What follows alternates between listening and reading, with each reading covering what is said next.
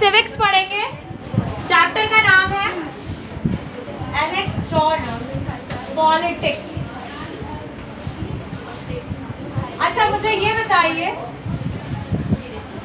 कि इंडिया जो है क्या वो एक डेमोक्रेटिक यानी डेमोक्रेसी में बिलीव करने वाली कंट्री है? यहाँ डेमोक्रेसी है? अच्छा जाइए बताइए क्या डेमोक्रेसी में बिलीव करता है इंडिया? इंडिया में डेमोक्रेसी है? नहीं है? कैसे पता चला कि आपको इंडिया में डेमोक्रेसी है? आप मुझे एक ऐसा एक ऐसा पॉइंट बताइए जो इम्पोर्टेंट पॉइंट है, जो ये डिक्लेयर कर रहा है कि भाई इंडिया एक डेमोक्रेटिक कंट्री है। आपको कैसे लगता है? बिल्कुल राइट। आपको ऐसा इसलिए लगता है क्योंकि हमारे पास वोटिंग राइट है, हम वोट देते हैं। हम क्या करते हैं? वोट देते हैं। इलेक्शन होते हैं इंडिया में। इंडिया में क्या होते हैं? इलेक्शन पे ही पूरा चैप्टर है आपका। इलेक्शन होते हैं इंडिया में और हमारे पास क्या है? वोटिंग राइट्स है हमारे पास। वोटिंग राइट्स है ना? कब वोट देते हैं हम? जब हम 18 के होते हैं। कितनी एज होनी चाहिए? 18 की। लेकिन आप इलेक्शन फाइट कब कर सकते हैं? आपकी एज कितनी होनी चाहिए? 25। इलेक्शन फाइट करने की एज कितनी होनी चाहिए? 25। चाहे आप एमएलए की सीट पे लड़ रहे हो, चाहे आप एमपी की सीट पे लड़ रहे हो। आज भी बहुत पॉइंट्स बताऊंगी मैं, उसके बाद अच्छे से लिखना। तो इलेक्शन फाइट करने की एज जो है आपकी वो होनी चाहिए 25। यानी जो उम्मीदवार होगा, जो इलेक्शन लड़ रहा है, वो कितने साल का होना चाहिए? 25 साल का होना चाहिए। और जो वोट दे रहा है वो कितने साल का होना चाहिए? 18 साल का होना चाहिए। क्लियर? यहाँ तक बात समझ में आ गई? हम क्यों बोलते हैं कि भाई हम भारत जो है वो एक लोकतांत्रिक देश है? क्योंकि यहाँ पे वोटिंग राइट है हमारे पास, चुनाव का हमारे पास वोट देने का अधिकार है। ठीक है? भारत की अगर मैं बात करती हूँ, चीफ इलेक्शन कमिश्नर कौन है? CEC। इंडिया की CEC कौन है इस टाइम प्रेजेंट में?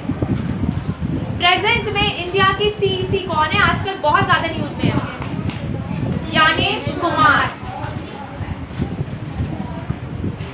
ज्ञानेश कुमार अभी जो है, ठीक है, प्रेजेंट में जो इंडिया की CEC है वो कौन है? ज्ञानेश कुमार।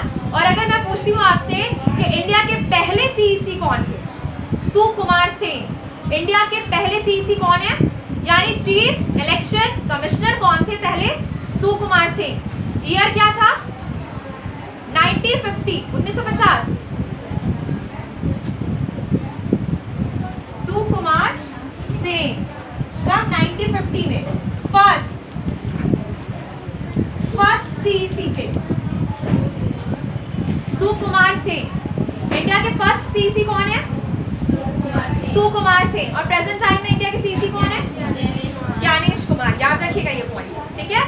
अच्छा, इंडिया में अगर मैं पूछती हूँ लोकसभा की सीट कितनी है?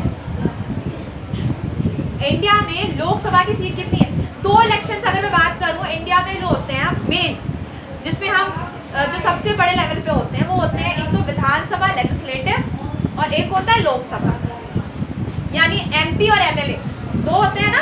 MP यानी member of parliament, MLA member of legislative assembly यानी विधानसभा, और मेंबर ऑफ पार्लियामेंट यानी भारत की जो संसद है हमारी, वहाँ पे जो सांसद बनते हैं उनको क्या कहते हैं? MP member of parliament. पहले बताया है।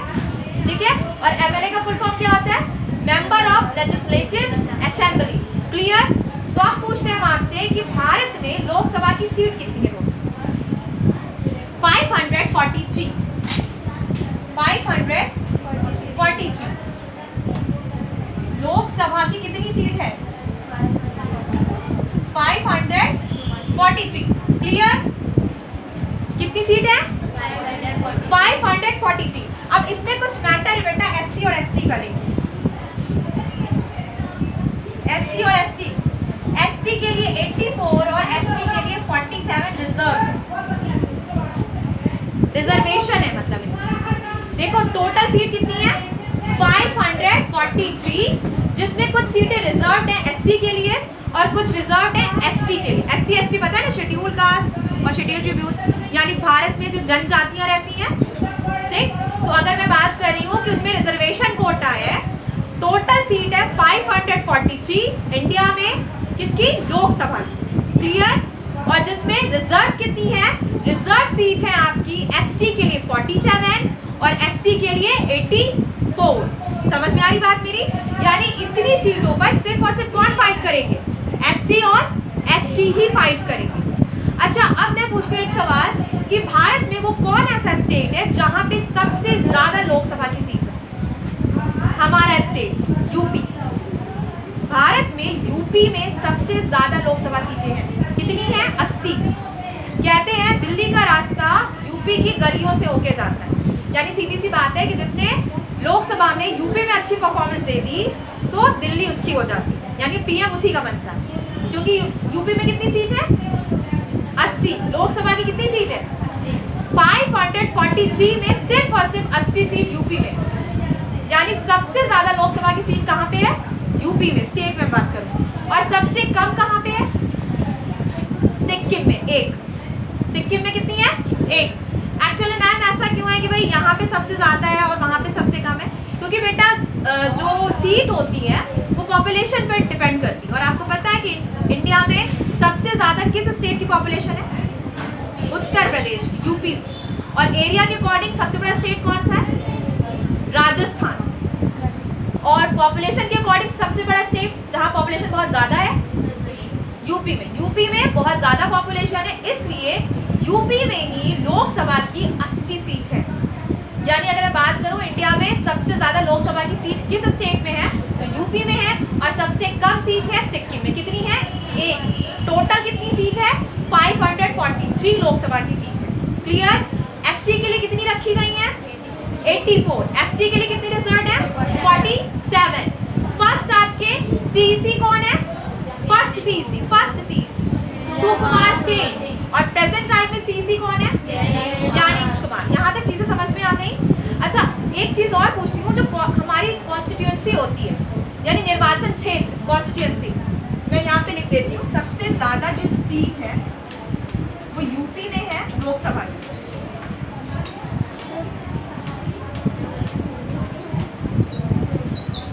कितनी है लोकसभा की सीट यूपी में?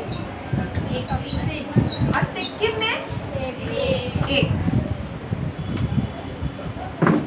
अच्छा, अब मैं पूछती हूँ आपसे कि सबसे कॉन्स्टिट्यूएंसी की अगर मैं बात करूं, निर्वाचन क्षेत्र, भारत की सबसे बड़ी कॉन्स्टिट्यूएंसी कौन सी है? कश्मीर से ऊपर कहाँ घूमने का दिल करता है? लोग अक्सर कहते हैं भाई हम ट्रिप पे अपने दोस्तों के साथ वहां जाएंगे, लद्दाख। इंडिया की सबसे बड़ी कॉन्स्टिट्यूएंसी क्या है? लद्दाख। और इंडिया की सबसे छोटी कॉन्स्टिट्यूएंसी क्या है? दिल्ली का वो कौन सा बाजार बहुत फेमस है जहाँ पे हर चीज? चांदनी चौक। चांदनी चौक बहुत फेमस है ना पुरानी दिल्ली में, ओल्ड दिल्ली में वो। तो सबसे छोटी कॉन्स्टिट्यूएंसी क्या है आपकी? चांदनी चौक। और सबसे बड़ी कॉन्स्टिट्यूएंसी आपकी क्या है? लद्दाख। कॉन्स्टिट्यूएंसी मतलब निर्वाचन क्षेत्र जहां से एमपी का इलेक्शन लड़ा जा रहा है, ठीक। तो सबसे बड़ा क्षेत्र कौन सा है, यानी सबसे बड़ी कॉन्स्टिट्यूएंसी कौन सी है? लद्दाख की। और सबसे छोटी कॉन्स्टिट्यूएंसी है चांदनी चौक।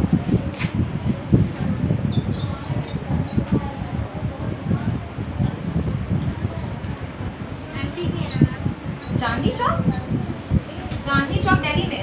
हाँ, एमपी की member of parliament. Member of parliament की अगर मैं बात करती हूँ तो टोटल यहाँ पे अगर मैं देखती हूँ कि यूपी में तो 80 है, लेकिन कॉन्स्टिट्यूएंसी अगर मैं पूछ रही हूँ तो सबसे बड़ी कॉन्स्टिट्यूएंसी क्या? लद्दाख की है। कॉन्स्टिट्यूएंसी यानी जहाँ पे एक जगह इलेक्शन लड़ा जा रहा है, फाइट किया जा रहा है। और सबसे छोटी कॉन्स्टिट्यूएंसी चांदनी चौक की है। समझ में आ रही मेरी बात?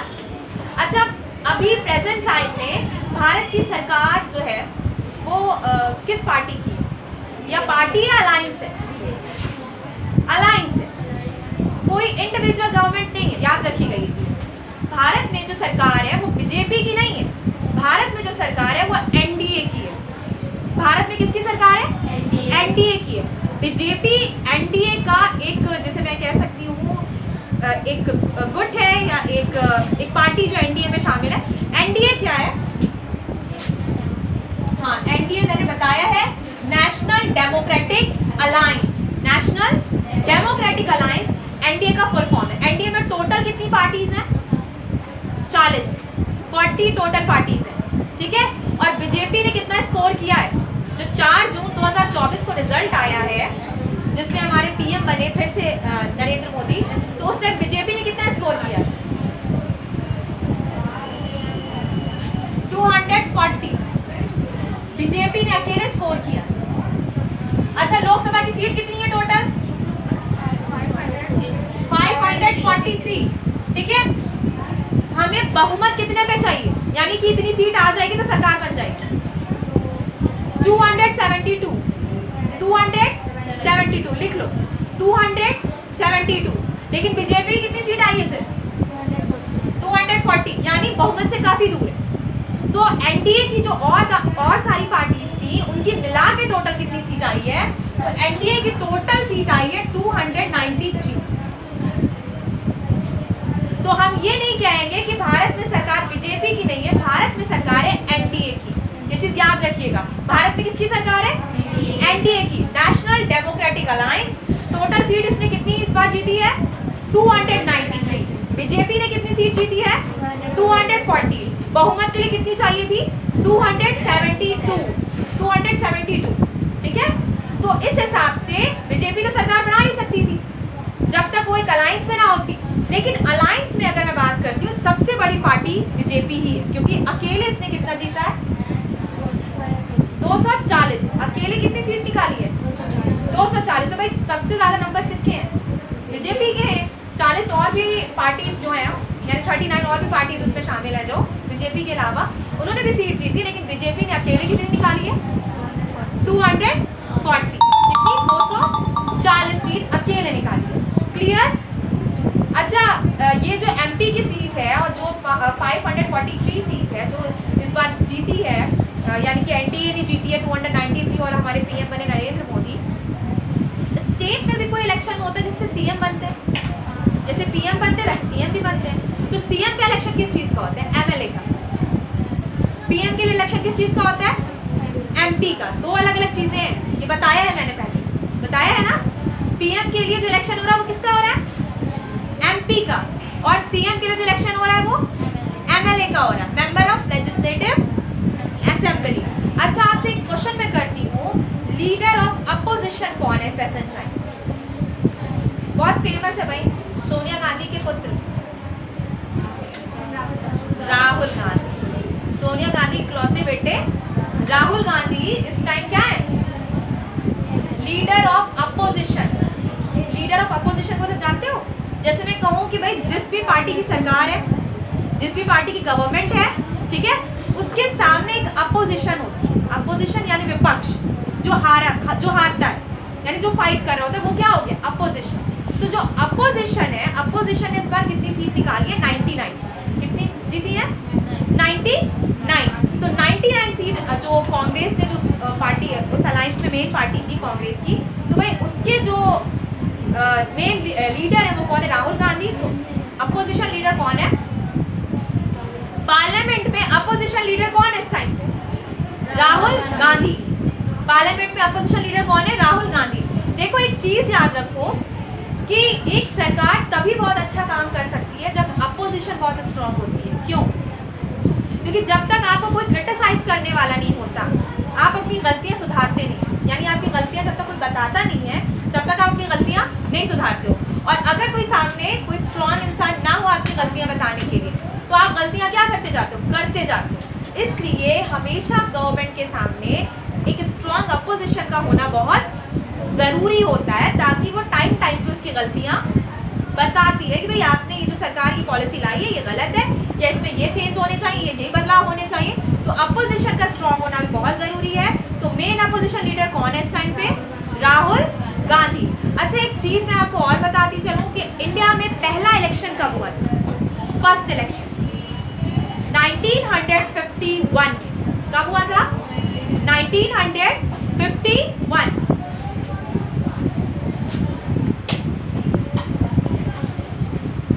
First election 1951। क्लियर? जो चुनाव हुआ था, फर्स्ट इलेक्शन हुआ था, वो कब हुआ था? 1951 में। और आपको पता है ना भारत के पहले प्रधानमंत्री कौन है? पंडित जवाहरलाल नेहरू। बेसिक क्वेश्चन है बेटा ये। देश के पहले प्रधानमंत्री कौन है? पंडित जवाहरलाल नेहरू। वो तो मैंने बताया जब ग्रीन रेवोल्यूशन होता है उस टाइम पे पीएम कौन रहते हैं? तो लाल बहादुर शास्त्री रहते हैं, वो अलग बात है। मैं पूछ रही हूँ फर्स्ट पीएम कौन है आपके? पंडित जवाहरलाल नेहरू, जो 1947 में देश के प्रधानमंत्री बने। और जब फिर से इलेक्शन होता है, फिर से कहने का मतलब पहली बार इलेक्शन हो रहा है 1947 में, तो सिर्फ कांग्रेस की मीटिंग हुई जिसमें पीएम डिक्लेयर कर दिया गया। लेकिन जो आम चुनाव हुए, आम इलेक्शन हुए जिसमें सबने वोट्स दिए, वो कब हुआ? 1951 में। और उसमें भी कांग्रेस जीत के आई और पीएम कौन बने हमारे? पंडित जवाहरलाल नेहरू। समझ में आ गई बात? इतनी क्लियर? अच्छा, एक सवाल मैं आपसे पूछती हूँ कि इंडिया में टोटल कितनी विधानसभा सीट है? 4031। कितनी है? 4031। कितनी? 4031 टोटल आपकी विधानसभा सीट इंडिया में है। 4000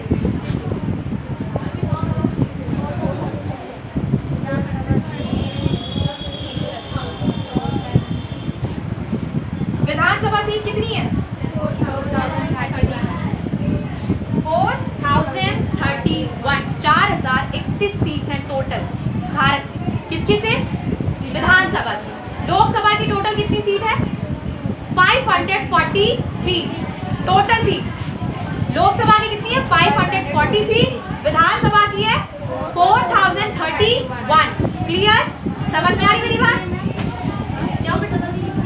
लोकसभा की 543 अभी बताया ना, सबसे पहले तो यही बताया मैंने। लोकसभा की कितनी सीट है? 543। और विधानसभा की टोटल कितनी सीट है?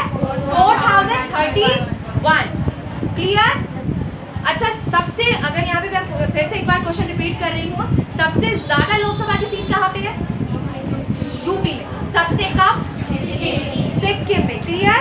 कुछ पॉइंट्स ऐसे हैं जो मैं कल आगे इस चीज को बढ़ाऊंगी कि भाई इलेक्शन क्यों जरूरी है इंडिया में। अगर डेमोक्रेसी चाहते हैं तो इलेक्शन बिल्कुल होना चाहिए, क्योंकि तभी तो हम चूज करेंगे ना कि भाई हमारे पीएम कौन बनेंगे, हमारे सीएम कौन बनेंगे। लेकिन हम पीएम और सीएम नहीं चूज करते, मैंने पहले ही बताया है। हम एमपी और एमएलए चूज करते हैं, और जिस भी पार्टी के एमपी और एमएलए बहुत ज्यादा होते हैं, यानी जो भी सीट सबसे ज्यादा जीत के आती है, उसी पार्टी का बंदा क्या बनता है? पीएम या सीएम। जो कैंडिडेट होगा, तो जो भी पार्टी सबसे ज्यादा सीट जीतती है, हम वोट देते हैं एमपी एमएलए के लिए, हम वोट नहीं देते सीएम और पीएम के लिए। लेकिन हम जैसे वोट देते हैं, वो पार्टी अगर जीत के आती है तो उसी पार्टी के कैंडिडेट को क्या बनाया जाता है? पीएम या सीएम बनाया जाता है। समझ में आ रही मेरी बात? इंडिया में किसकी गवर्नमेंट है? एनडीए की। एनडीए में टोटल कितनी पार्टीज हैं? 40 पार्टीज है टोटल। बीजेपी सबसे बड़ी पार्टी इसलिए क्योंकि 240 अकेले उसने जीती है सीट। और अगर मैं बात करूं एनडीए ने टोटल कितनी जीती है? 293। ये पॉइंट्स याद होने चाहिए आपको।